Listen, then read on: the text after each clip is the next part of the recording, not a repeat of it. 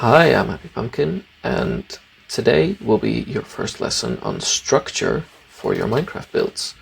So what we have here is, again, a very simple outline of a building, and today we're going to be focusing on giving this building some structure. As you may see, this building has a bit of an overhang. We will be getting to that shortly. So first things first, let's give it a foundation.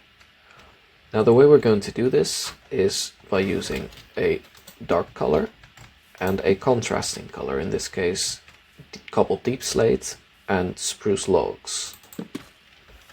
And for now this will do absolutely fine. So what I've done is I've made some thick columns and a beam going along like this with the spruce behind it. Now let's support this overhang. So to make this overhang look supported, what you can do is add a couple beams equally spaced out, supporting it in this direction. Now for the sake of this video, we're only texturing or structuring the front, so I'm not doing the sides, but otherwise what you could do is just fill it in like that along the sides, and I wouldn't necessarily do it on the interior, you don't have to, but on the sides it's nice. And you'll notice that this extends out a bit further to make it actually look like a beam, because if you don't do that, it's not going to look like a beam, it's just going to look like a random block.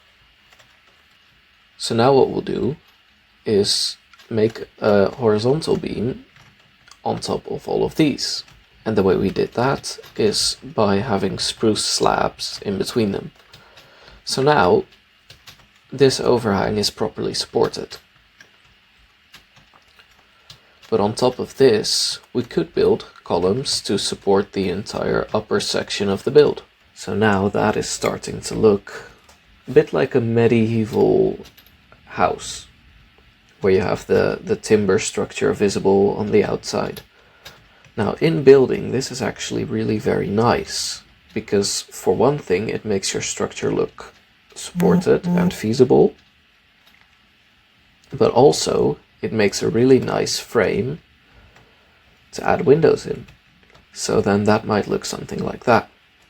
If we then also add a door to this build, it's looking a lot more completed. We just have some empty space here, and we can very simply fill that in using texturing, which we've learned in the previous lesson of the series.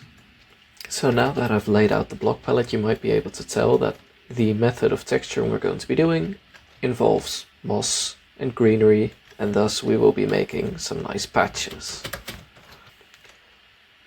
So we've added some nice patches of greenery on the bottom, and now that just leaves the top.